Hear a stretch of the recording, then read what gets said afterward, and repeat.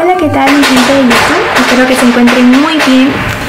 Este es el último video que les hago sobre las obras que he relatado en esta secuencia de videos, en las cuales son muy importantes y fundamentales para mi carrera universitaria, porque es de comunicación, en la cual yo leo bastante, tengo que comprender textos y voy a enseñar a futuros alumnos, a futuros jovencitos, el cual me siento muy dichosa de poder ser su maestra algún día, de aquellos alumnos que voy a apoyar bastante y voy a ser una madre para ellos. Bien, para ahora centrarnos en la obra y ya despidiéndome de estas obras que he podido relatar, y no es el fin porque quizás el otro ciclo también vuelva a relatar obras para que ustedes puedan comprender y puedan darse cuenta de lo importante que es leer, meterte profundamente en esas obras e interpretarlos. Te hacen llorar, te hacen reír, a veces te sientes muy identificado con las obras.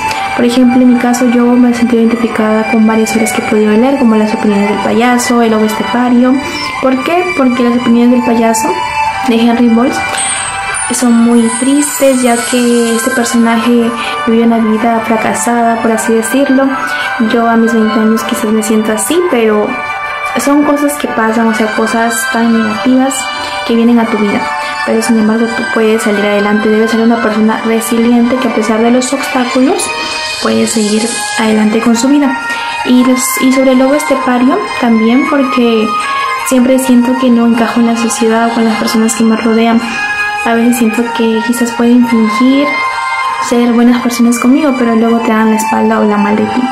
Eso es como uno se siente en el día a día, pero es parte de un proceso. Quizás con el tiempo lo olvides y te sientas mucho mejor. Bien, ahora sí, vamos a relatar sobre la obra.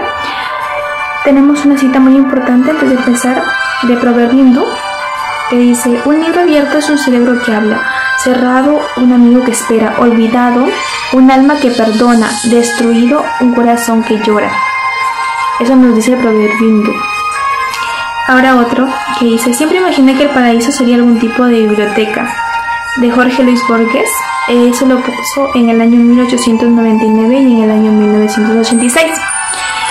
Este fue el escritor argentino que colocó esa frase tan bonita, que los libros son tan importantes en nuestra vida y tan fundamentales. Es como que te imaginas un paraíso. La biblioteca para el lector es un paraíso porque ama leer. Bien, hablemos un poco más del autor. El autor Jeffrey Eugenides es un autor que nació en el año 1960 en Detroit. Estudió en las universidades de Brown y Stanford. Es autor de 3 aclamadas novelas, tan importantes para él como para los lectores. Tenemos la primera obra, que es la más importante que voy a relatar, que es Las vírgenes suicidas, que se publicó en el año 1994 y también fue llevada al cine por Sofía Coppola, convirtiéndose con el paso del tiempo en un film de culto. Midlex, en 2003, que obtuvo el Pulitzer 2013, fue considerada una de las mejores novelas de las últimas décadas. También La trama nupcial, que fue en el año 2013, la cual también es autor del libro de relatos Denuncia inmediata, que fue en el año 2018. Bien, otros puntos que pueden destacar en esta obra, en esta novela, son el editorial, que es Anagrama, el idioma, que es inglés, y también la traductora, que lo da a entender porque esta obra también fue escrita en inglés para su país, en Estados Unidos, que es Rouser Bedagi, que da la traducción en cualquier lugar en el que vayas. Por ejemplo, en India, en China, las letras son tan diferentes y el idioma, la traducción. Entonces para cada país tiene su traducción y ella se tomó la molestia de traducirlo. Bien, ahora vamos a contar la sinopsis. Es verano en América de la década de 1970 y las 5 hermanas Lisbon se quitan la vida ante la atónita mirada de sus vecinos. 25 años después, Jonathan, el enamorado de un amigo de una de ellas, recuerda el impacto que produjeron aquellas muertes.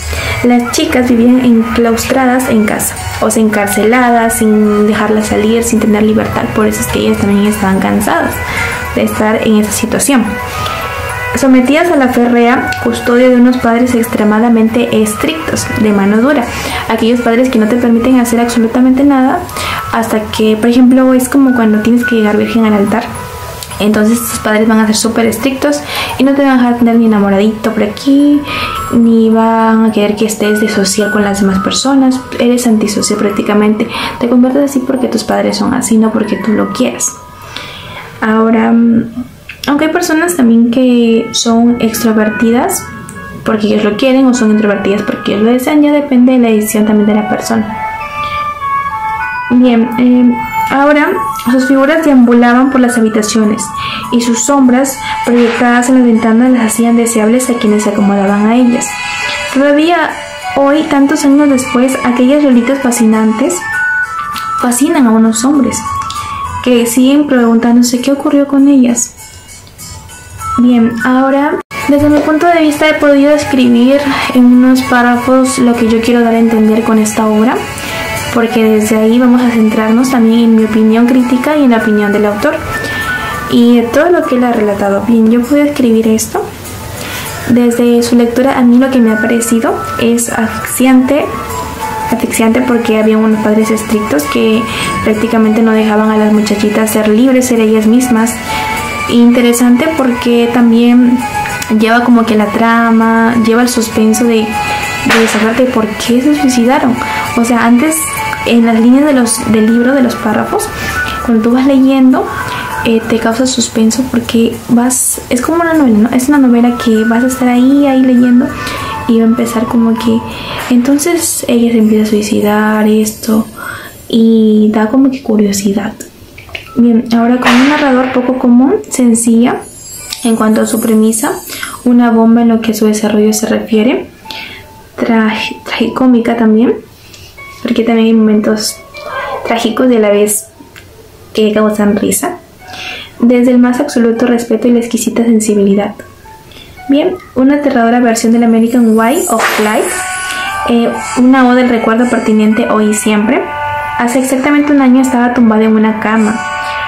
Afuera del calor era insoportable, como en los tiempos de verano como ahora. Dentro buscaba una distracción, la que fuera, con tal que me hiciese más soportable los dolores menstruales. Me daba por satisfecha. Esa parte es lo que nos da a entender la obra, que les redacto un poco de lo que yo podía analizar. Así que en vez de leer, cosa que hubiese hecho igualmente, decidí tener una sesión de cine mañanero, que me iba a decir que frente a un ordenador escribiendo la crítica del libro que Sofía Coppola decidió convertir en una obra maestra. La novela que Eugenides escribió a finales del pasado siglo, que la hija de Francis Coppola decidió tomarla como base para su debut cinematográfico y que en definitiva se convirtió en una película que marcó aquel verano del 2018. Es el título que, sin apenas darme cuenta, acabó por convertirse en uno de los imprescindibles. Y no es para menos si recordamos el famosísimo libro de texto de Betty Friedan, La mística de la feminidad. Comprobaremos cómo los Estados Unidos posteriores a la Segunda Guerra Mundial estaban lejos de ser la sociedad idílica, de ser la sociedad apropiada para las personas que poblaban allí, que tanto nos mostraba la publicidad o el cine en esas épocas y hasta ahora. Tras esa apariencia de los matrimonios perfectos, hijos perfectos, coches perfectos o casas con jardín perfectas, se escondía insatisfacción, monotonía, depresión, hipocresía, un férreo control moral, unos roles de género extremadamente marcados y en definitiva una mentira. O sea, prácticamente todo esto era una farsa en la cual, como lo vemos siempre, sabemos que cuando vemos películas lo vemos todo tan bonito, toda una felicidad. Es como por ejemplo cuando las personas en Facebook, Instagram, Twitter postean que son felices cuando en realidad no lo son. Pueden estar pasando por una depresión, pueden estar pensando en suicidarse, en quitarse la vida, pueden tener problemas familiares, pero ellos publican que son felices con su familia cuando no lo son, cuando en realidad tienen 1000 problemas. Pero así es, la red es como una máscara, simplemente el hecho de que finges estar bien cuando no lo estás. Y claro que creo que la mayoría de las personas no van a publicar cómo se sienten realmente, porque las personas dirán de nosotros que nos importa cómo te sientes. Bien, ahora hablaremos de la construcción de un falso arquetipo de felicidad a caballo entre la modernidad y los valores tradicionales. entre los electrodomésticos de última generación y las metas vitales de las mujeres, tanto en el matrimonio como cuando van a ser madres de familia, o sea en la maternidad. Si algo nos enseñó el personaje de Don Draper en Mad Men, fue que además de algunas muy sabias lecciones de publicidad que él siempre daba, fue que detrás de una resplandeciente sonrisa y de ejecutivos se escondía un insatisfecho crónico. Esto quiere decir que a pesar que estés tan sonriente no quiere decir que estés pasando tus mejores días, puedes estar pasándola mal. También un dato muy curioso es que las personas que sonríen más son las personas que más sufren. Bien, ahora también un hombre que al igual que su ex mujer Betty, experimenta las consecuencias del lado más oscuro del capitalismo más doméstico. Aunque claro, como siempre estas no son las mismas para Don en comparación con las de Betty, perfecto modelo de esa mística de la feminidad que tanto criticó Freidant en su libro. En lo que respecta a la novela de Eugenides, la trama así como la crítica al sistema no tienen lugar ni en los años 50 ni en la década de los 60, sino en los 70. Una cronología no tan alejada de las anteriores y por tanto heredera de gran parte de los aspectos ya comentados anteriormente, pero ávida de cambio, rebeldía y libertad era lo que presentaba esta novela. Justo en la que exigen desde su pequeña y silenciosa revolución de las hermanas Lisbon. Y estamos centrándonos más en la obra. Absolutas protagonistas de esta historia que los lectores han acabado por convertir en auténticos íconos de la cultura pop. Las vírgenes suicidas no pueden tener una premisa más sencilla. De hecho, a estas alturas no es ningún spoiler de que la historia arranca con el suicidio de la última de las hermanas Lisbon, y que a continuación se nos revela la voluntaria muerte del resto de las hijas del clan familiar. No obstante, y a pesar de lo que ya sabemos, la novela discurre por dos ríos complementarios entre sí. Aquellos que son tan fundamentales dentro de esta obra. Las vírgenes suicidas no pueden tener una premisa más sencilla. De hecho, a estas alturas no es ningún spoiler decir que las historias arrancan con el suicidio de la última de las hermanas Lisbon, y a continuación nos revela la voluntaria muerte del resto de las hijas del clan familiar. No obstante, y a pesar de lo que ya sabemos, la novela discurre por dos ríos complementarios, y a pesar de que ya sabemos lo que va a pasar en esta novela, el primer punto complementario es que ya sabemos lo que va a pasar aquí, pero en su interesante narración y poco habitual, un punto de vista colectivo en el de los vecinos que presenciaron atónitos hechos o sucesos que pasaron aquí, y que a la vez se focaliza en el personaje de Jonathan, y amigo y secretamente enamorado de una de las hermanas Lisbon, o cuyo relato asistimos con gran fascinación desde la primera hoja y el segundo en la propia historia de las Lisbon. Claro está, desde esa peculiar perspectiva de la mirada de los estupefactos, no dan crédito a lo sucedido y de que quienes desde la distancia creyeron conocerlas. No obstante, es ahí la magia de esta novela. Todos los testigos indirectos, como acabamos de comprobar, coinciden en hacerse varias preguntas. Por ejemplo, ¿qué pasó en aquella casa? ¿Qué les llevó a tomar la decisión de acabar con su vida, de suicidarse? ¿Cuál sería el último pensamiento? ¿Temblarían? ¿Tuvieron algún momento de flaqueza? Se hacían varias preguntas los lectores, ya que esta obra los centró bastante en el suspenso de por qué estaban actuando de esa manera las hermanas Lisbon. Y ya sabemos por qué, porque no tenían prácticamente libertad. Y su mamá era tan estricta junto a su padre que no hacían que ellas estén tranquilas, prácticamente en mi paz mental, porque se la vivían encerradas en su dormitorio, en su casa. Bien, entonces, lejos de llevarse por el melodrama o el morbo que habitualmente provocan esos tipos de sucesos, Eugenides consigue alejarse de todo aquello que emplea una sensibilidad y un respeto hacia lo que está contando absolutamente envidiable. El humor negro se cuela en vez de cuando entre capítulo y capítulo, así como la extraordinaria profundización en lo incomprensible, en aquello que no podemos responder, en aquello que, aunque un día escapa de nuestro entendimiento. Aquí es desmontar los tabús para hacernos girar alrededor de la sexualidad, la familia o el propio acto del suicidio, para hacernos entender que ya no solo somos partícipes, también integrantes en este acto, ¿no? De ese nosotros, espectadores de colectivismo, que debate la filosofía, la crítica acerca del suicidio, de las Lisbon. Sabemos que en el tiempo de antes esto era un tabú, contar de los suicidios, del sexo, era un tabú. Los abuelitos no podían contar eso porque lo veían muy mal, pero hoy en día ya hay profesores de adolescencia, profesores de personas, familia, relaciones humanas, las cuales ya te dan consejos, te dicen cómo debes llevar una vida de sexual y así. Entonces ya prácticamente tú ya tienes las ideas, ¿no? Ya sabes sobre estos temas y ya no es un tabú. Hasta les comentas a tus padres si te tienen confianza y son cosas mutuas, o sea, los tiempos cambian y todo cambia. Bien, ahora otro aspecto a tener en cuenta de las vírgenes suicidas precisamente es el recurso que usa para dar vida a las desdichadas Cecilia, Lux, Mary, Bonnie y Teresa y Lisbon. Esos son los nombres de las vírgenes suicidas de las hermanas Lisbon, dotándolas de una personalidad rebelde y de peso dentro de un entorno familiar claramente claustrofóbico y extremadamente estricto.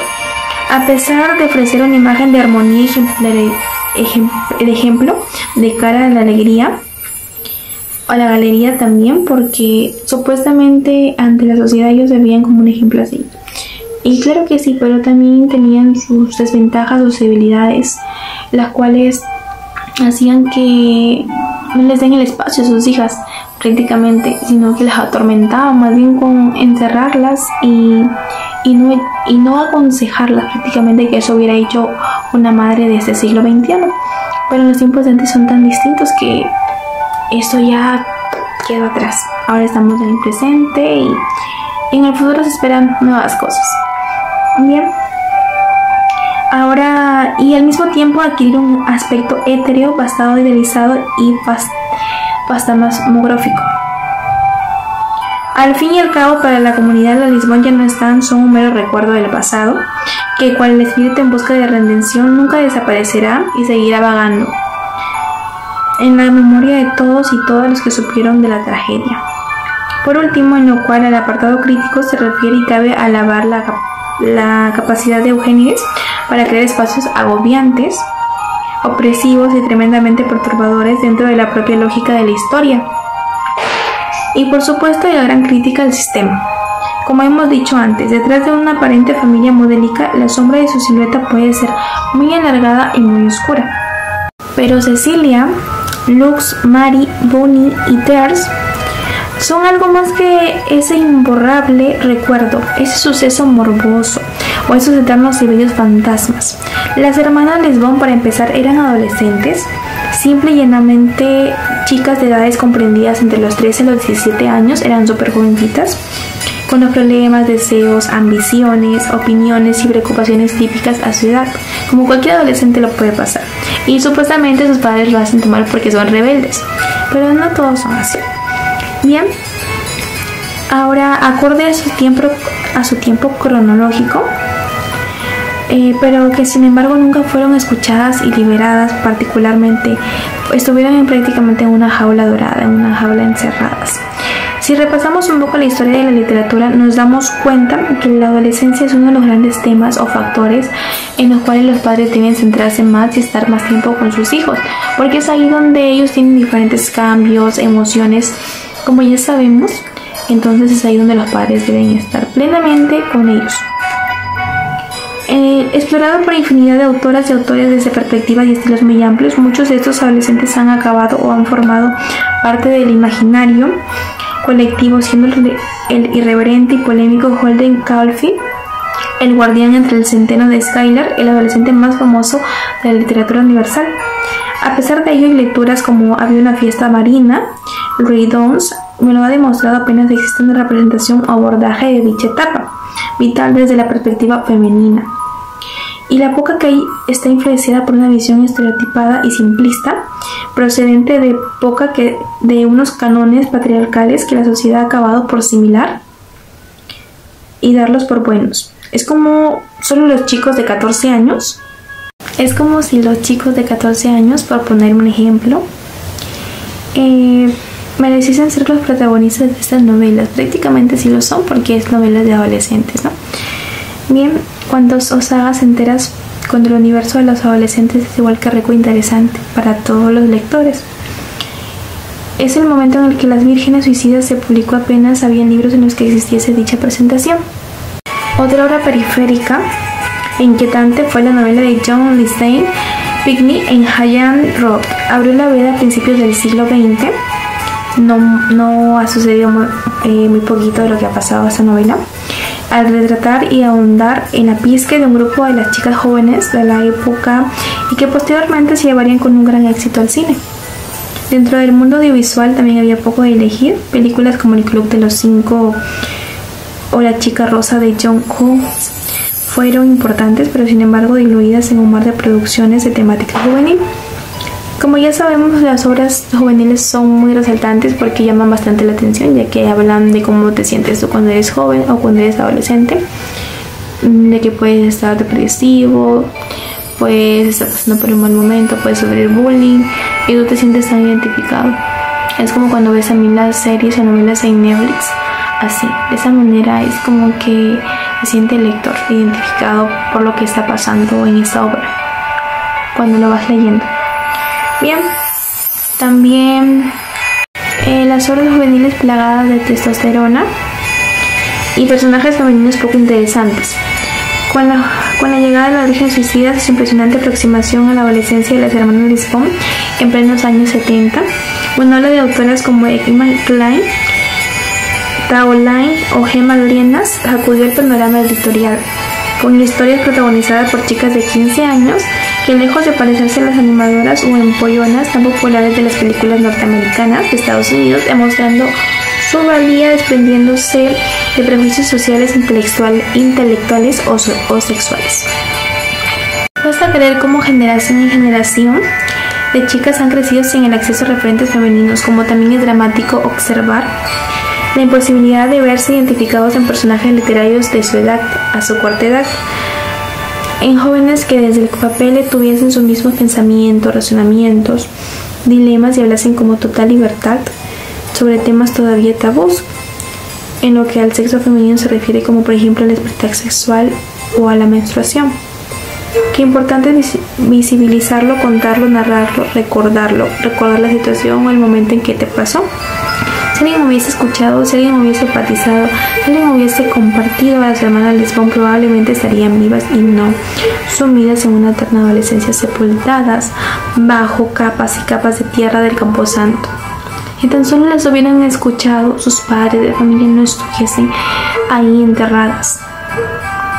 Las Vírgenes Suicidas es una historia de reflexión, incomprensión y adolescencia, con dificultades, afecto social,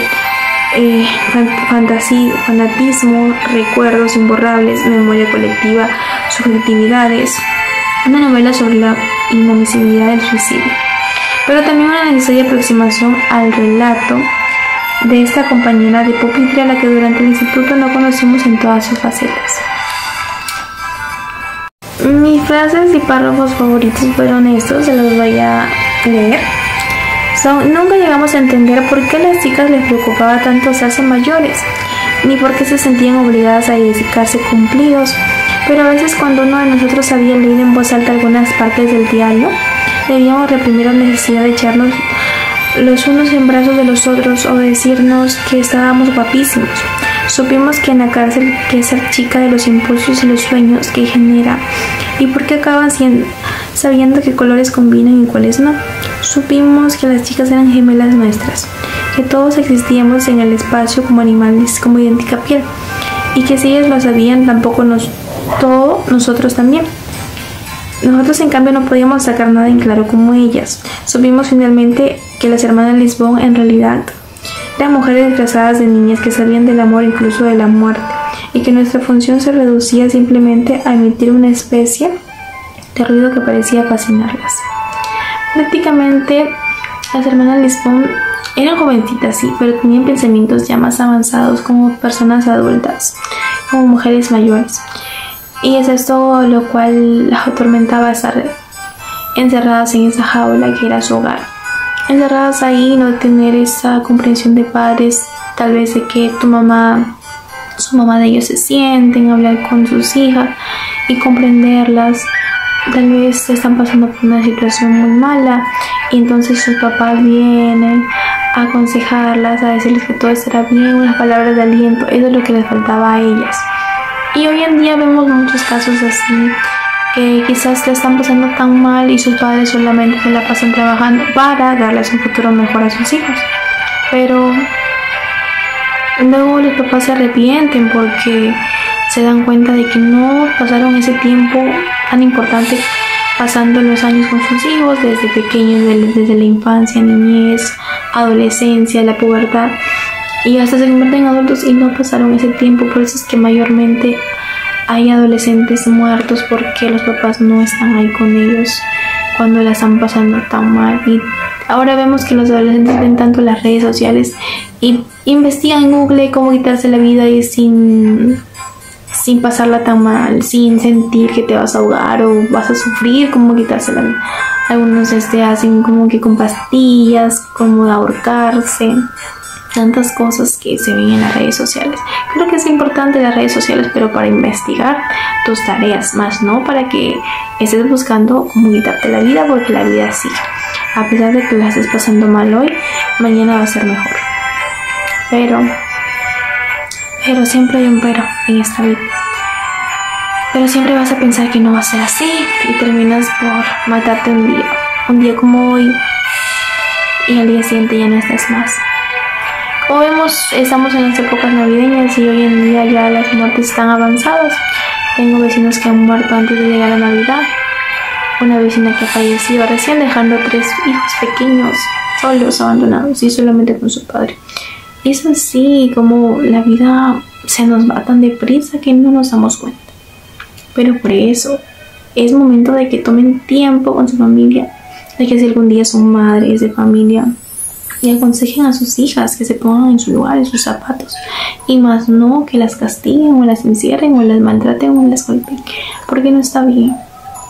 Sé una buena madre, cambia esa perspectiva de vida. Quizás tus padres te maltrataron, pero tú no vas a hacer lo mismo. No, tienes que mejorar, tienes que ser una mejor persona para los que te rodean desde hoy, no desde el futuro, desde hoy para adelante, porque lo que pasó ya pasó, no vas a repetir la historia, no.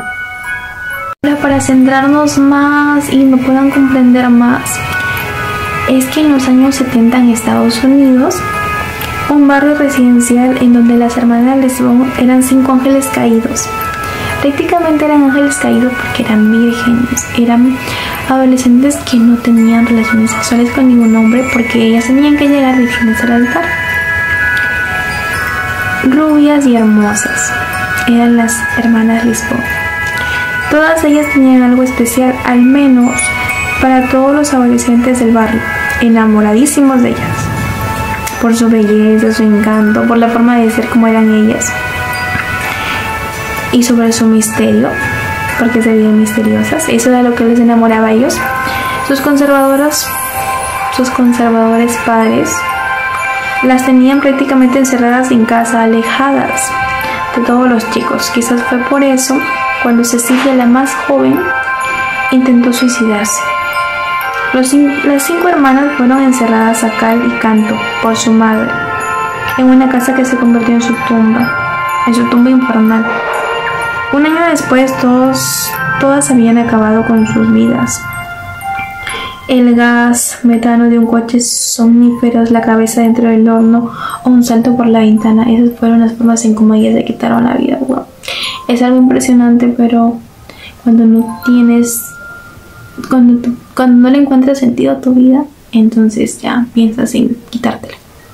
Y así pasa mayormente con todas las personas. Y no digo que solamente adolescentes se hayan suicidado, también se suicidan de toda edad, hasta personas mayores, ancianitos, porque a veces los abandonan en un asilo, se escapan, pero estos a veces son atropellados, pero no porque ellos quisieron, sino porque por accidente. Pero preferible, dirían ellos, a que estar encerrado aquí, porque también en los asilos yo he escuchado que los tratan muy mal. Entonces ellos preferible que estén ahí, mejor se libran. Entonces sus vidas dejaron una casa vacía, un matrimonio que se rompería años después, y un grupo de adolescentes que nunca pudieron olvidarlas y que solo se hacían una pregunta: ¿por qué? ¿Por qué hicieron esa situación? ¿Por qué fueron así? Entonces aquí también, porque ellas se suicidaron, se rompe el matrimonio de sus padres. Quizás luego reflexionan y se dan cuenta de que no le pusieron atención a lo que ellas estaban tratando de decir, a los impulsos que ellas tenían en ese momento, esos pensamientos tan negativos que pasaron por su mente para que puedan quitarse la vida, y sienten remordimiento. Igualmente los adolescentes que estaban enamorados de ellos, los jovencitos, ellos también se hacen muchas preguntas del por qué se suicidaron, se quitaron la vida si eran tan bonitas y tan perfectas prácticamente para ellos, pero no sabían que tenían una vida tan infernal al lado de sus padres. Eso es lo que no sabían, porque prácticamente cuando todos salían, ellos cuando salían con sus padres, las hermanas de Lisboa, ahí sí los padres se presentaban como padres de familia tranquilos, serenos, que no eran estrictos, pero luego cuando ya ellos no podían salir solas, no era con sus padres o con alguien mayor, porque si no, no salían y no tenían que ser sociales con nadie porque se eran castigadas. Fue llevada al cine por Sofía Coppola. Las Vírgenes Suicidas es un retrato del ansia y la libertad de los adolescentes frente al conservadurismo de los adultos. Eugénides escribe con una prosa que encierra un gran lirismo en un tema tan árido como este, pero sin alejarse de la adolescencia, del sexo y de las sencillez del día a día, a través de un estilo que podría definirse como prosa poética. De andar por casa, el autor regala al lector momentos mágicos, melodías de rock y una perspectiva distinta de la adolescencia en la literatura adulta y sin prejuicios. El suicidio es uno de los grandes tabús de nuestra sociedad.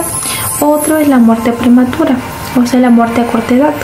El autor estadounidense une a ambos en una novela que aborda la impronta que deja una persona tras su muerte.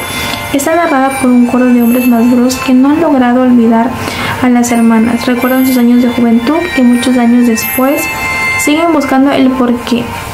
Este narrador colectivo es una auténtica maravilla y realmente logra que el lector se sienta uno más y descubra cómo eran las chicas poco a poco, y a través de sus rumores que sustentan sobre una brutal crítica de la agobiante clase mediante hipócrita de la época, con unos personajes que tardarán mucho en abandonarte. La Vírgenes Suicidas es un libro que ahoga y llena partes iguales, una historia dura, desconcertante y sin casi respuestas, como la adolescencia.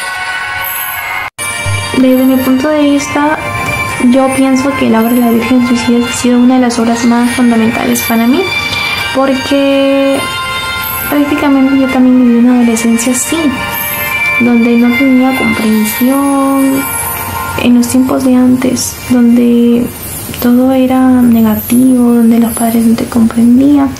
Yo en mi caso no tuve papá, pero sí una mamá que era muy estricta, pero no tan estricta como en la obra de aquí, sino en ciertas partes.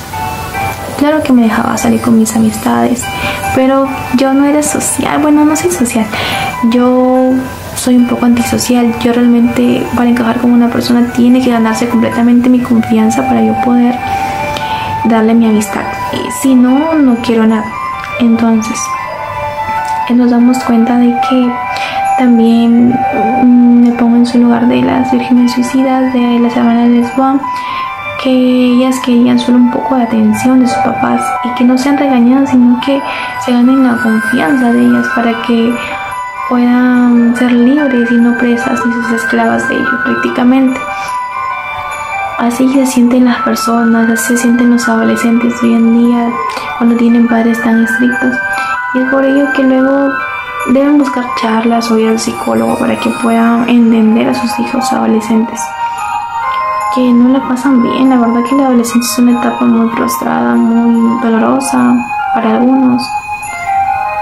Es una etapa que no es tan bonita para unos y para otros sí.